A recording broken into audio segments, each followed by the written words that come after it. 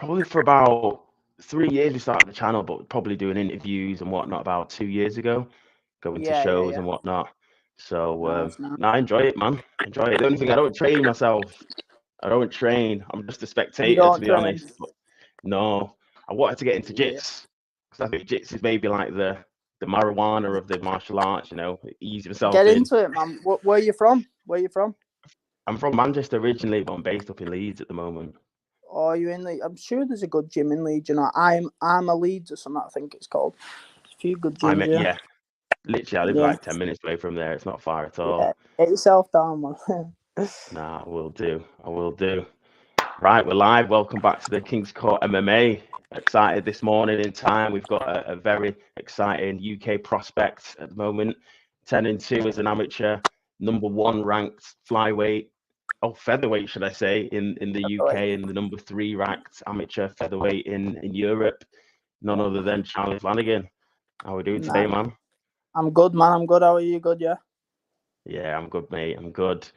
Mate, you've only been doing this for what, 3-4 years, and you've wrapped up. Yeah, I've been training for about 8 years, but started in about 12, 13 year old. I'm 20 now, innit? But yeah, I've been competing since I was about 15. Right, I see. Okay, but then your amateur career officially started was about 2020, around that. Yeah, my official amateur career about 2020. Yeah, so I've been like competing for about 4 or 5 years, something like that. Yeah. Nice, and you've racked up some record in that time. It's know, pretty man, impressive. Yeah, I won't mind a few more finishes on there. Just if there's quite a few decisions, you know what I mean. But yeah, won't mind a few more finishes on there. But yeah, I've still got a bit of time yet, so we'll see. Well, that's it. So, well, obviously increasing that ratio will be good, but your performances have been quite dominant. So you can't really complain about that. No, they've all been quite dominant, haven't they? Yeah, that's it. So you mentioned obviously that you started training about 12 or 13. How did you start? Was there a specific aspect of MMA that you got into, or was it just MMA as a whole sort of martial art? No, do you know what it was? I was actually playing football when I was about 12. I was playing for like an academy. I was playing for Aki Stanley, and I got released. I got released, yeah, and obviously I had like a year where I had like a bit of a gap, went a bit chubby, and there were a gym down in Blackburn called Blackburn Predators. I just went down, and I fought when I was 15, and I haven't looked back since. Fair play. So what, you're a footballing man then, I take it? Yeah, I'm a footballing man as well, yeah. I don't play it anymore, though. It's full MMA now, isn't it? It's too risky to be playing it, man. So many injuries you can get from football that'll affect your career. So yeah, there is. Yeah. What team do you support?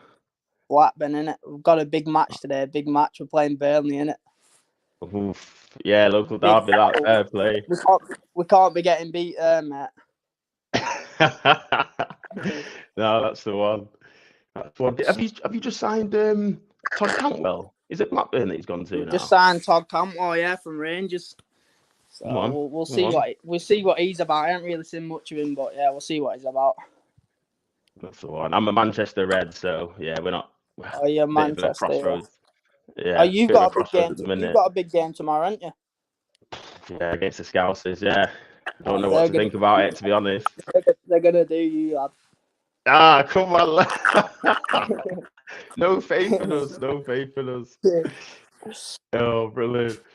But yeah, let's talk about obviously how you've got to where you are. Your last 4 fights have been at featherweight, but you obviously won the UKFC bantamweight championship as well. Yeah. What is your preferred weight, and what weight are you going to be going on moving forward?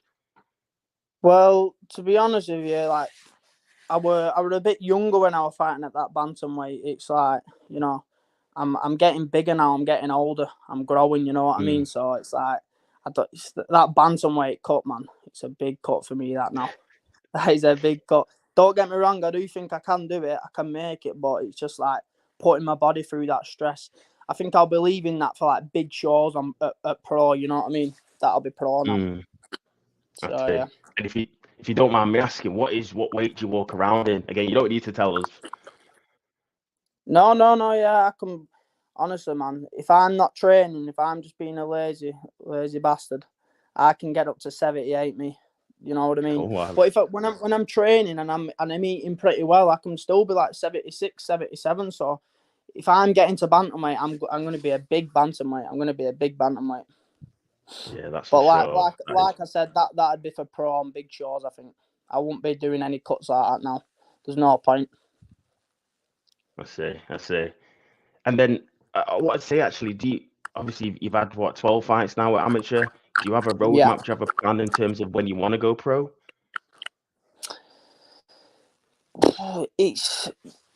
I put my trust in my coaches because obviously they've been around the game for a long time. You know what I mean? They've got all the experience, so I'll just keep beating whoever they put in front of me.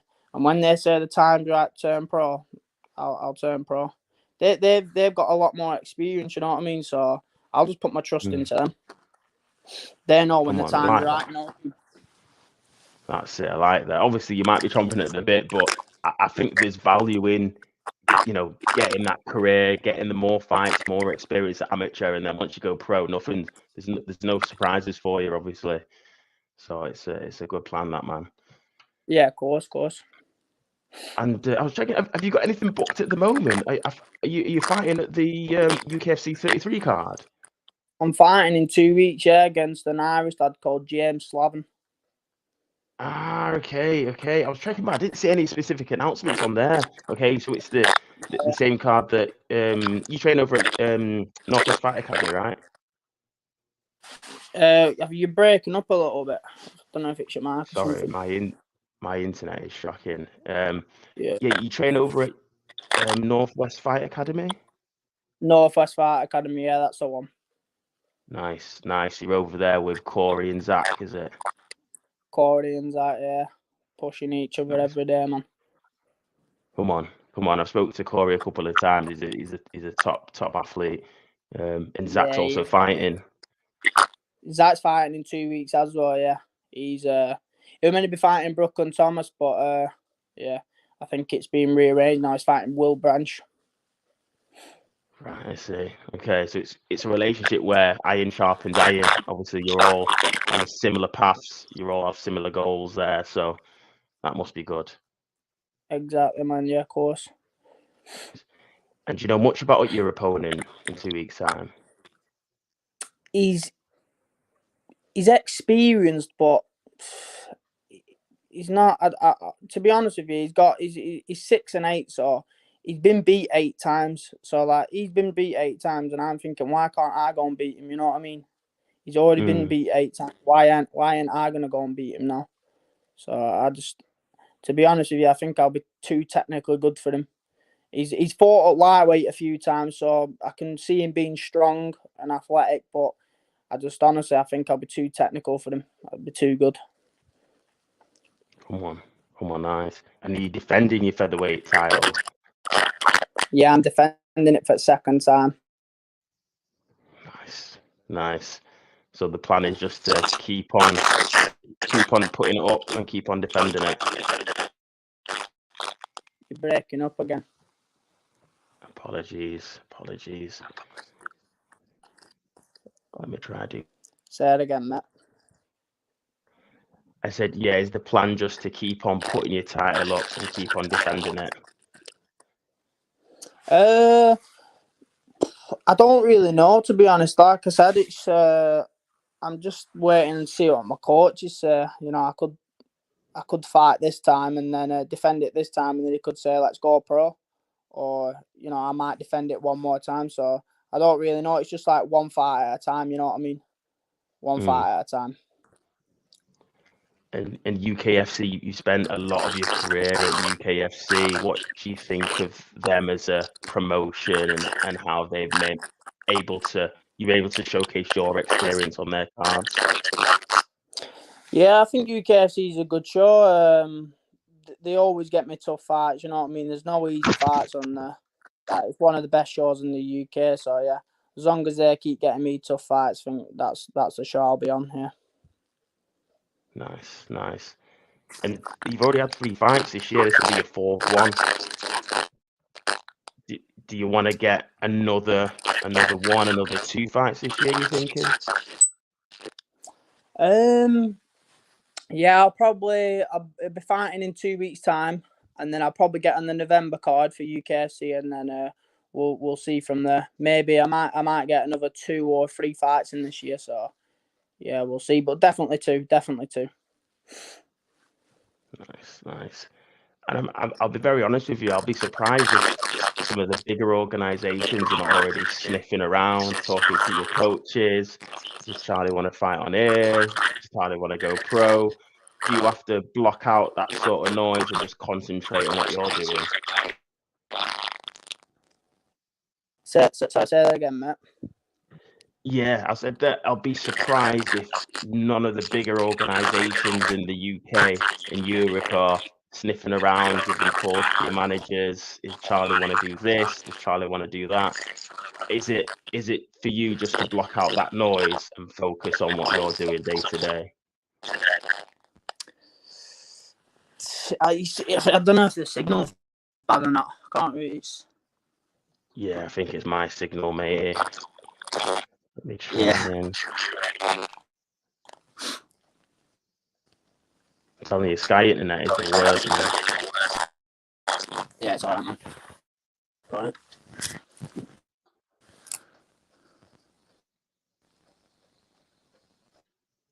Right, let me try.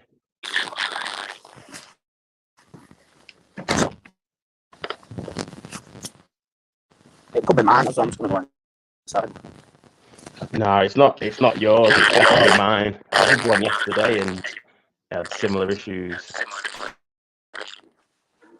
Yeah. It's just very croaky. I can't hear much.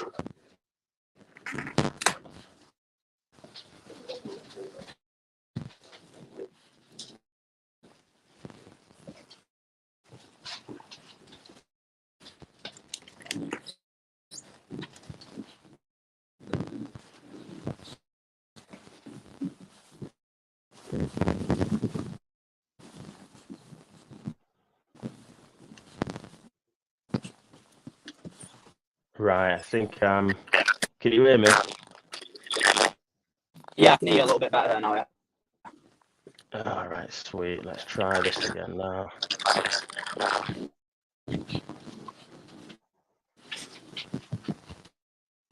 Right, okay. So, yeah, sorry about that. Yeah, it's alright. I was just saying that I'm surprised if the bigger organisations in the UK and Europe aren't sniffing around, giving you management calls, asking, does Charlie want to be an amateur here? Does he want to go pro here? You have to like block out that noise and just focus on what you're doing.